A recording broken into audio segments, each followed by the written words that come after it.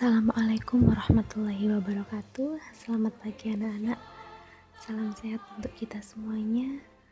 Bagaimana kabar kalian pada pagi hari ini? Semoga kita semua sehat dalam lindungan Allah, Tuhan Yang Maha Esa. Baik, pertama-tama tolong disiapkan buku paketnya, buku tulisnya, dan alat tulis kalian. Jangan lupa ketika kalian melihat materi ini, tolong juga ditulis di buku PPKN, buku tulisnya, lalu dikirim juga di GC ya. Jadi kalian mengumpulkan rangkuman berupa materi yang sudah kita bahas pada hari ini dan juga tugas yang sudah saya sertakan di Google Classroom. Baik, sebelum memulai pelajaran pada pagi hari ini, marilah kita berdoa menurut agama dan keyakinan kita masing-masing. Berdoa dimulai.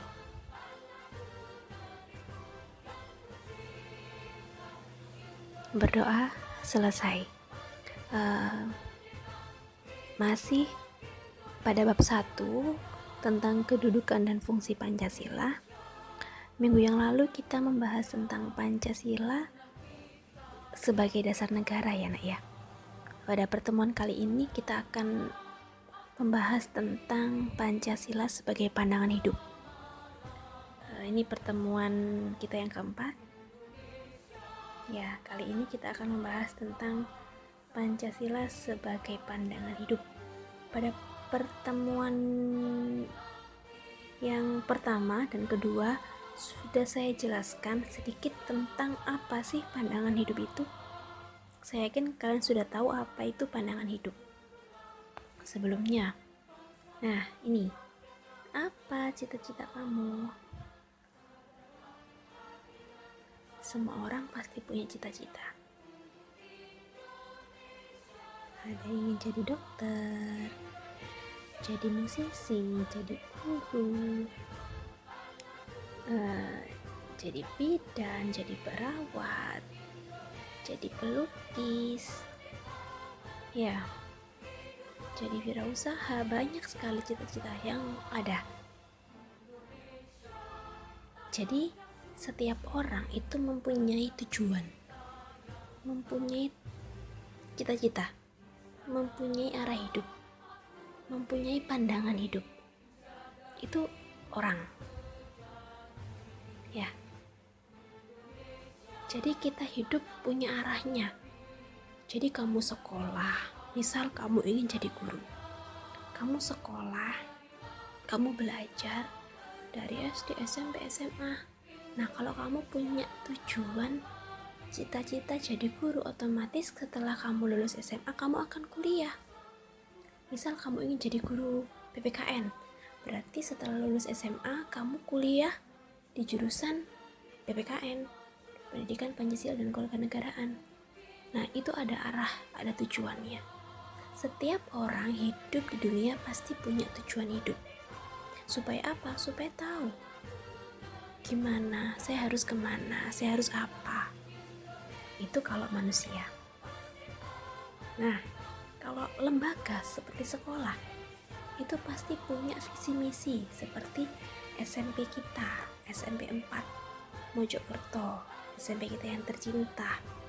Itu mempunyai visi dan misi. Ketika kamu masuk gerbang, ya, di sebelah kanan ada wayang beber. Di situ ada tulisan visinya sekolah kita yang terukir di tembok. Yang atasnya kolam itu sampingnya musola, di situ ada visi misi sekolah. Di banner depan lab TIK juga ada visi misi sekolah. Jadi sekolah itu mau dibawa kemana, arahnya, tujuannya itu ada. Nah, itu kalau sekolah. Tadi kita bahas manusia, sekarang kita bahas sekolah. Semuanya pasti punya tujuan, punya arah hidup, punya cita-cita. Supaya apa? Supaya jelas mau melangkah. Kalau nggak punya gimana? Nah, kalau nggak punya pasti kan terombang-ambing. Nggak tahu ini harus gimana, ini harus gimana. Nggak jelas arahnya mau kemana. Nah, kalau bicara sebagai bangsa, sebuah bangsa pasti harus punya pandangan hidup. Saya ulangi lagi, apa sih pandangan hidup itu? Pandangan hidup bisa diartikan sebagai pegangan hidup, petunjuk hidup, tujuan, atau cita-cita yang ingin dicapai. Atau kata lainnya, nama lainnya adalah way of life. Jadi, negara mau dibawa kemana, itu jelas tujuannya, jelas cita-citanya. Tidak boleh kita menyamakan Indonesia tujuannya sama dengan negara Amerika, dengan negara Rusia, dengan negara lain. Tidak boleh, karena kita Indonesia mempunyai tujuan yang berbeda dengan negara-negara lain. Nah, tujuan kita itu tercantum pada pembukaan Undang-Undang Dasar, sehingga kita nggak bisa meniru pandangan hidup dari negara lain, nggak bisa. Nah, kenapa kok Pancasila yang dijadikan sebagai pandangan hidup? Nanti akan kita bahas di slide berikutnya. Nah, sekarang makna Pancasila sebagai pandangan hidup.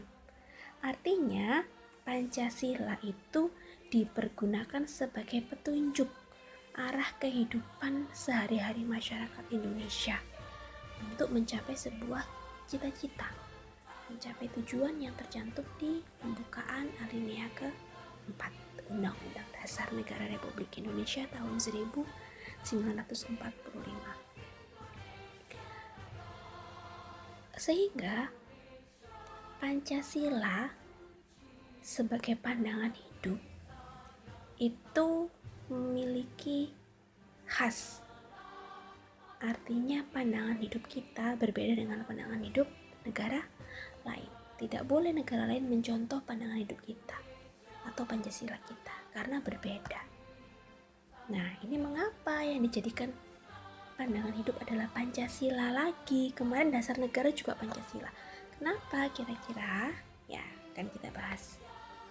Nah, semua negara itu harus memiliki pandangan hidup. Negara kita pandangan hidupnya adalah Pancasila. Mengapa pandangan hidup itu penting? Karena untuk menjaga kelangsungan hidup sebuah negara. Sebuah negara tidak punya pandangan hidup, tidak punya arah tujuan, tidak punya cita-cita. Kira-kira negara itu bisa terus merdeka? Apakah negara itu bisa tahu tahun depan ini rencananya apa, untuk apa, anggarannya bagaimana, tujuannya negara itu apa? Nggak akan bisa kalau sebuah negara tidak mempunyai pandangan hidup, tidak punya pedoman. Pasti negara itu akan terombang-ambing, tidak jelas arah tujuannya, mudah dijajah oleh negara lain, dan banyak sekali akibat jika sebuah negara tidak mempunyai pandangan hidup.